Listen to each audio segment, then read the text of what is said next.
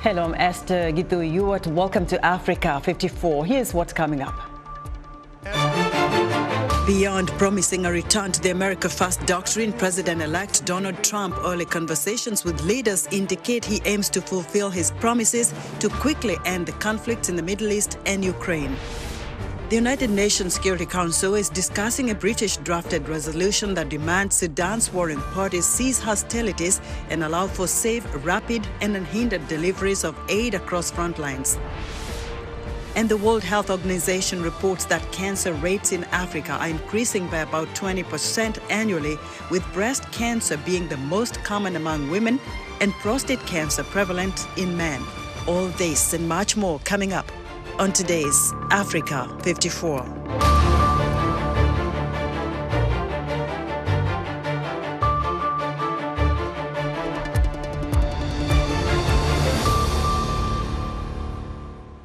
U.S. President-elect Donald Trump is moving swiftly to build his new administration, and according to media reports, he is expected to top U.S. Senator Marco Rubio to be the next Secretary of State. He has already picked Thomas Homan, his one-time acting immigration chief, to serve as border czar, and Representative Elise Stefanik of New York to serve as the new U.S. ambassador to the United Nations. Beyond promising a return to the America First doctrine, President-elect Trump has not provided details on what U.S. foreign policy will look like under his incoming administration. White House Bureau Chief Patsy Widakuswara reports. The war between Israel and Hamas in Gaza and Russia's invasion in Ukraine will be the global backdrop as Donald Trump and his America First foreign policy returns to the White House. Nothing will stop me from keeping my word to you, the people. We will make America safe, strong, prosperous, powerful, and free again. Trump's term starts January 20th, but he has already spoken with world leaders, including Israeli Prime Minister Benjamin Netanyahu and Ukrainian President Volodymyr Zelensky. Moscow denies reports that Trump has also spoken to Russian President Vladimir Putin. Trump campaigned on ending wars quickly. Analysts say he is eager to deliver. When it comes to the Middle East, I think in some ways the message will be, hurry up and finish this war. For Ukraine, it's going to be stop. Trump has never explained how he will make war stop, but often criticizes the billions of dollars of U.S. aid going to Ukraine. A rapid end to the war could mean major concessions by Kyiv, something Zelensky says is not likely to happen. We want a just end to this war. I am sure that a fast end of war means losses. With North Korea sending soldiers to help Moscow, the war in Ukraine could have broader geopolitical implications at a time of escalating tensions on the Korean peninsula. Trump must also deal with Israel, which appears focused on maximalist aims rather than a ceasefire, not only with Hamas in Gaza, but also with Hezbollah in Lebanon, the war's second front. Both groups are proxies of Iran. We see the Iranian threat and all its components and the danger it poses. We also see the great opportunities before Israel in the field of peace and its expansion. Trump promised to be tough on trade, especially against China. In his congratulatory message to Trump, Chinese President Xi Jinping called for stable, healthy, and sustainable ties. Xi Jinping pointed out that history has shown that China and the United States benefit from cooperation and suffer from confrontation. Trump also promised to crack down on immigration, vowing to mass deport undocumented immigrants. On Monday, he moved on that promise, appointing Tom Homan, his former acting U.S. Immigration and Customs Enforcement Director, as incoming border czar. Patsy Widakuswara, VOA News, Washington. For more on what to expect on foreign policy from President-elect Donald Trump's administration, I'm joined live from New Jersey by Dennis Matanda, Adjunct Professor of American Politics and International Business at Washington-based Catholic University. Dennis, what foreign policy changes are likely as we prepare to enter a second Trump presidency? I want to thank you for this, Esther. It's such a pleasure to be with you again. I just wanted to make a quick point.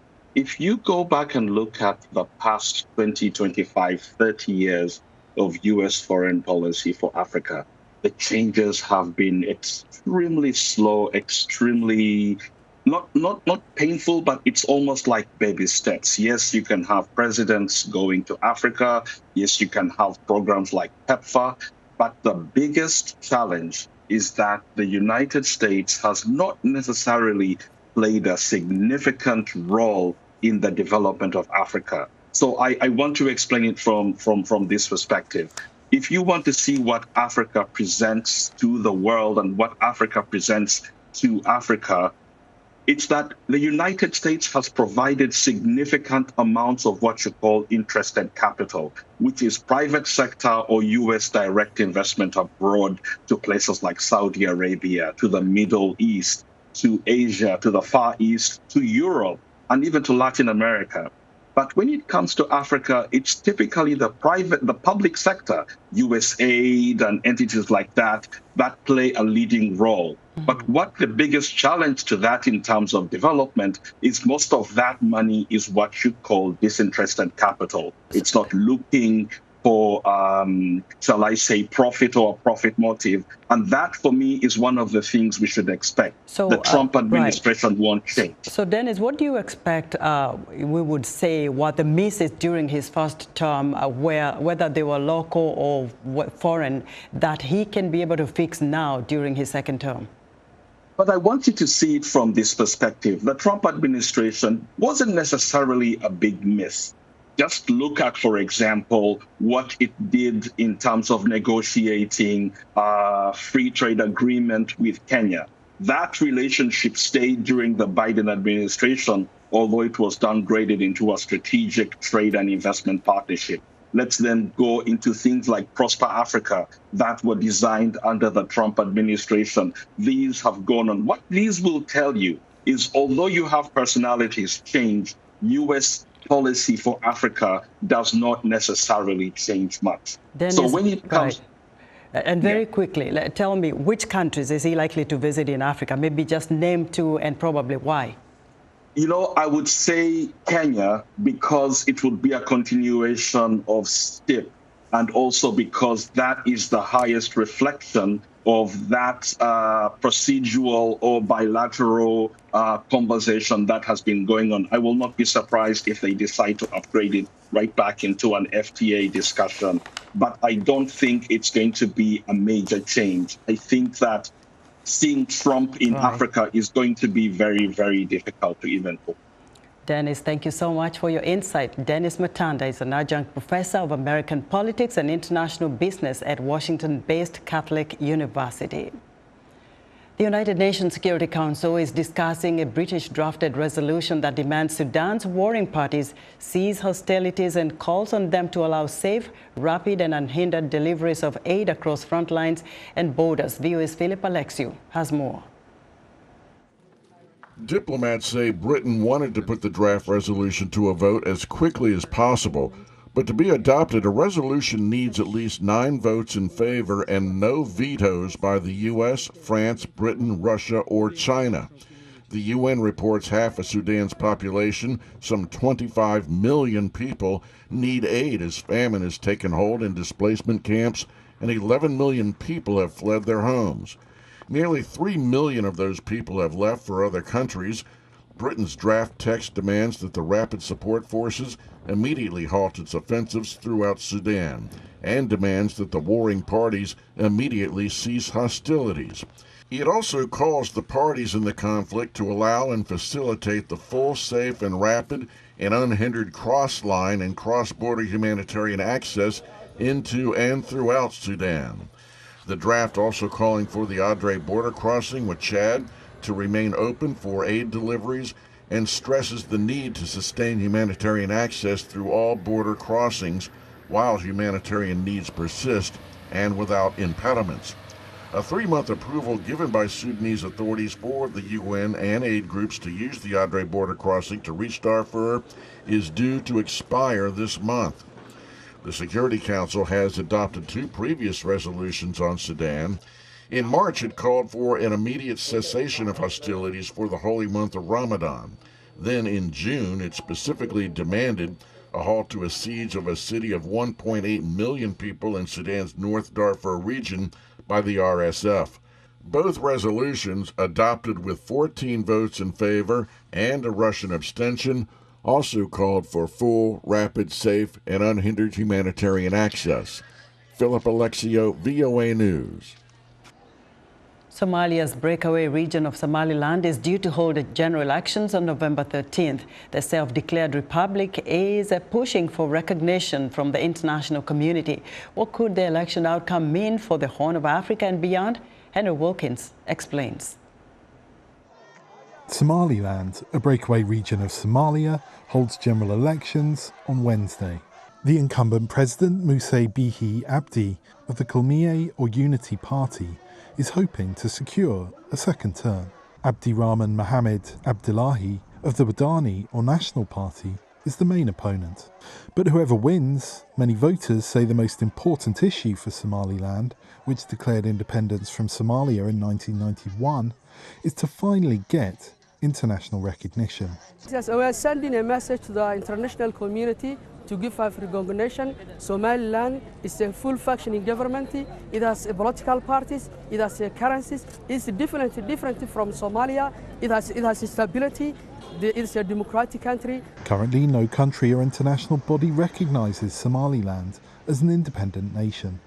Mohamed Abdirahman, an analyst based in Somaliland's capital, Hargeisa, says the incumbent and opposition candidates have starkly different approaches.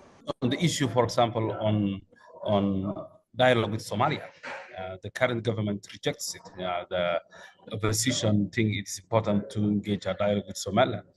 So one of them thinks it's more on confrontation policy. One of them thinks more is dialogue. That is one issue. The other issue is the MOU that Somaliland signed with Ethiopia. The MOU, or Memorandum of Understanding, signed in January 2024, gives landlocked Ethiopia access to Somaliland's coastline and a coastal military base. The move signals a shift by Somaliland to win recognition and play a larger regional role. Is a big deal, not just for Somaliland, but for the region as a whole. But now the agreement that is tabled with Somaliland also goes beyond the economic aspect of it and also includes some military kind of element as well. The Red Sea maritime space is a very critical water space, not just for this region, but globally, right? Somalia is firmly against the MOU.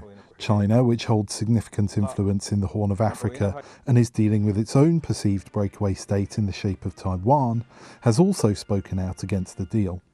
But according to Abdirahman, the MOU and Somaliland's desire for self-determination are not going away, whoever wins. There's no question about that. All those candidates vying for the top seat in Somaliland believe that Somaliland's right to independence.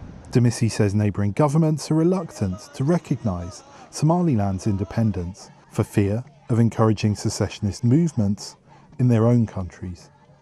Henry Wilkins, VOA News. Nigeria is creating 40,000 centers to convert petrol vehicles to gas-powered ones. Authorities have earmarked 1 million commercial vehicles for free conversion by 2027 to enable them run on gas and reduce reliance on the more costly petrol. Officials launched a robust natural gas transition plan after scrapping a petrol subsidy last year. Timothy Obiezu has the details. Vehicles stretching hundreds of meters in line for gasoline is not unusual in Nigeria, but this is different. Here, desperate commuters are hoping to get compressed natural gas at one of the few centers dispensing CNG across the country. Some, like Yahya Ibrahim, have been here grounded for 5 days. We drop blood for Katsina. Then we come back. We think say the thing no go carry us reach where we come from. That's why we come here. If we take we go back to Obajana for Kogi State. Taxi driver Abdullahi Ashiru converted his vehicle 3 months ago and spends only a third of his daily gasoline budget to run on natural gas. But he says the struggle to get CNG lately has been frustrating. I've been here since, let's say, since 11 o'clock. See now what is time now? At least I think to 4. I'm buying CNG. Nigeria has the largest gas reserves in Africa, about 209 trillion cubic feet. And last year, shortly after scrapping gasoline subsidies, the government launched a robust natural gas transition initiative, including a plan to have 1 million CNG-powered vehicles on the roads in 3 years. Natural gas is a cheaper and cleaner fueling alternative for Nigerians, but Nigerian regulatory authorities say there are less than 50 compressed natural gas compression stations like this for the more than 200 million Nigerians trying to replace pricey fossil fuels like petrol and diesel. Gasoline prices have increased about 6-fold since the government scrapped its subsidy program last year, making more people eager to switch to natural gas. There are currently about 130 conversion centers, and authorities aim to establish hundreds more across the country by 2027. But many, like Abuja resident Omotayo James, say there's no need if CNG cannot be readily available. At least we should have like 7 points in Abuja that is working only on hand before you start conversing for conversion. This is a federal road. This is a road that leads to airport. I don't know how Ashwadi Bola Ahmed want to go to the airport and they want to stop car and they are seeing people on the road like this. Last month, the government announced a plan to raise $250 million by 2027 to support CNG infrastructure development. But many say that intervention can come soon enough. Timothy Obiezu, VOA News, Abuja, Nigeria. We're excited to hear what you think about Africa 54 and all our VOA Africa programs on our website at voaafrica.com. Still to come, using reformed poachers to protect wildlife. We'll be right back. On the next Straight Talk Africa, President-elect Donald Trump is staffing his administration. Thousands of positions have to be filled for his second term in office, which begins January 20th, 2025, after he is sworn in. The appointees with unquestionable loyalty to Trump will mirror the direction his administration will take on domestic and foreign policy. Join me, Vincent McCory, for an in-depth look into the Trump presidential transition and how that might affect U.S. Africa policy.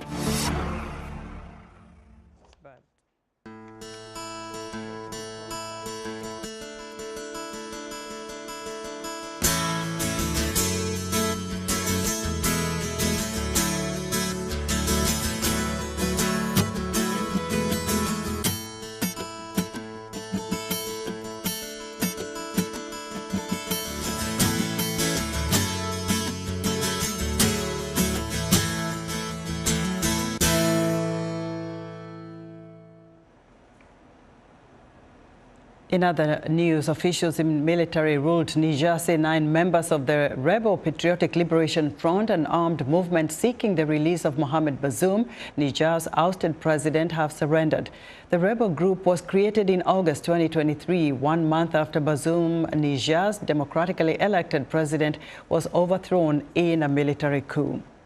Swedish Eritrean journalist Dawit Isaac has held incommunicado without charge in Eritrea for more than 23 years, has won the Eldestam Prize for his outstanding contribution and exceptional courage in standing up for freedom of expression. Once believes in the defense of human rights, according to the Eldestam Foundation. Isaac was seized in a purge in September 2001. And Senegalese Prime Minister Ousmane Sonko is calling for vengeance following what he described as attacks against supporters of his PASTEF party by the opposition during the run-up for the November 17th parliamentary elections. Sonko blames the attacks on supporters of Dakar Mayor Barthelemy Diaz, who heads a rival coalition. A Kenya conservancy is using reformed poachers to protect wildlife. Conservation authorities say the program is helping to significantly reduce cases of poaching, especially in northern Kenya, where communities are notorious for illegal hunting. Victoria Munga reports from Meru, Kenya. Field Ranger Kapuna Lepale's daily patrols in Kenya's Lewa Wildlife Conservancy attest to his new life as one of the Conservancy's anti-poaching unit wardens. Lepale says when he was younger, he would track these animals to kill them. Ndovu I can count between 73 and 75 of the elephants that I shot and killed. Some of those I shot just got injured. I didn't count those ones. Lepale says he killed the elephants to sell their ivory tusks. He made about $3 a kilogram. But things changed when conservationists approached him to protect the animals instead. I said if there is a job, then I will accept it, because I have the energy and brains. But there was nowhere to work. So they came and talked to me, and we all agreed.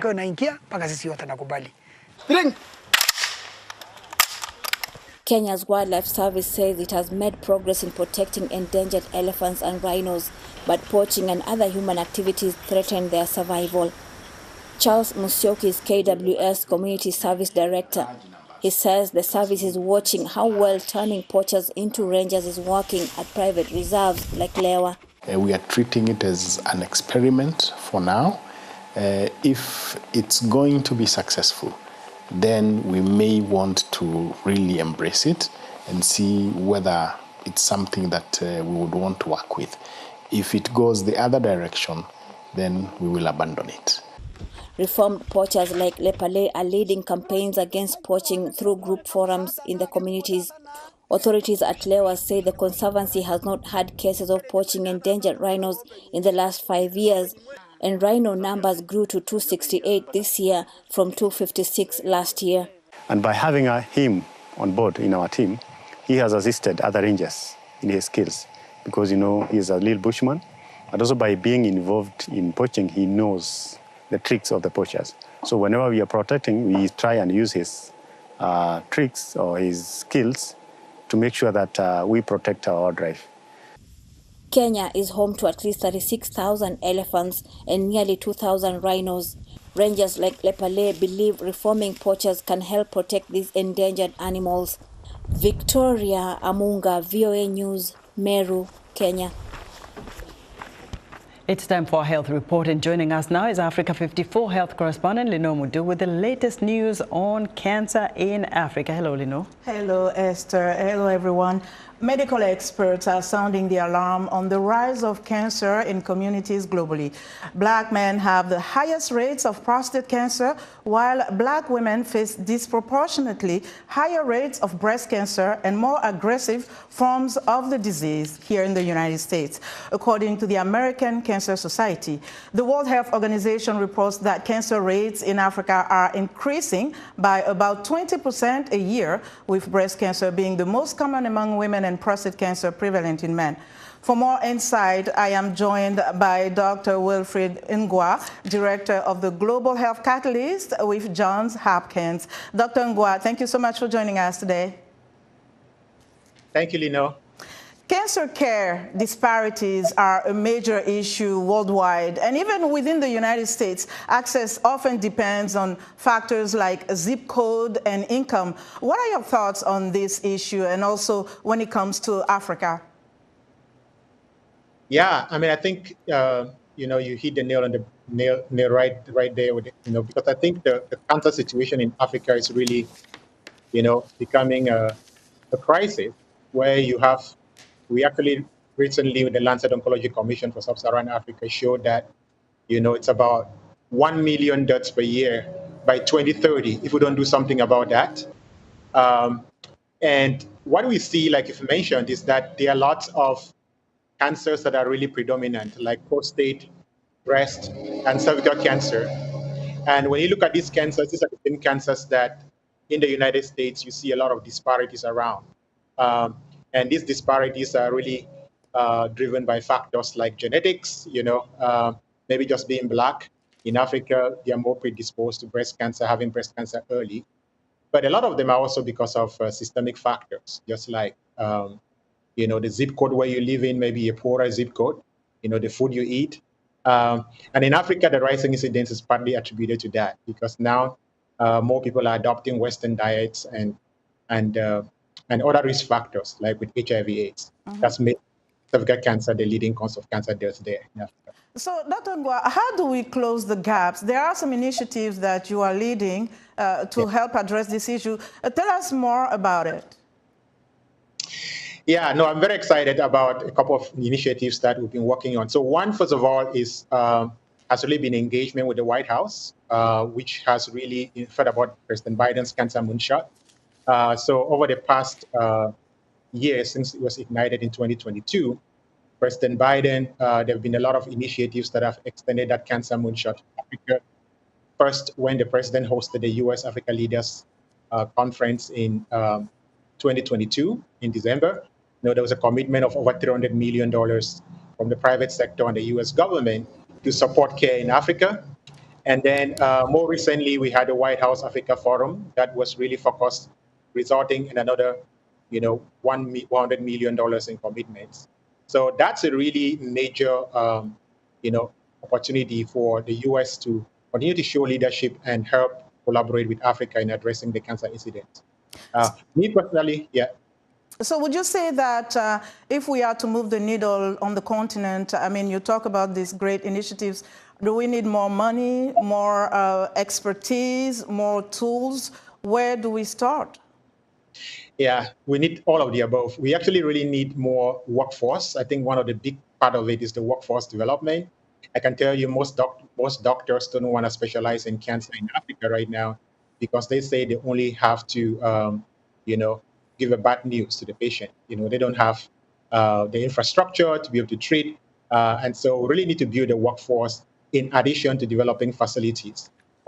Recently we've committed, supporting the Cancer Center in Ghana. That's one initiative that I'm actually very proud of that we've been involved with. And that initiative, with the Ashanti King and Dr. Beatrice Adai, who is leading that initiative, would really provide a comprehensive cancer center of excellence in West Africa so that you can marry that infrastructure along with workforce development. I think that those are the key things that need to happen. Okay, fantastic. Dr. Ngwa, and people such as yourself researching in terms of innovative treatment, we're going to talk about that another time. We have to leave it there. Thank you so much for joining us today. You're welcome. Thank you, Lino. And that's our health report for today. To stay in touch, find me on X at Linor Mudu. Esther, back to you. Thank you, Lino, for such an informative health segment. Be sure to watch Lino Mudu's health reports every Tuesday right here on Africa 54. And that's our show for today. Be sure to watch Africa 54 on our website at voaafrica.com. From all of us here in Washington, thanks for watching.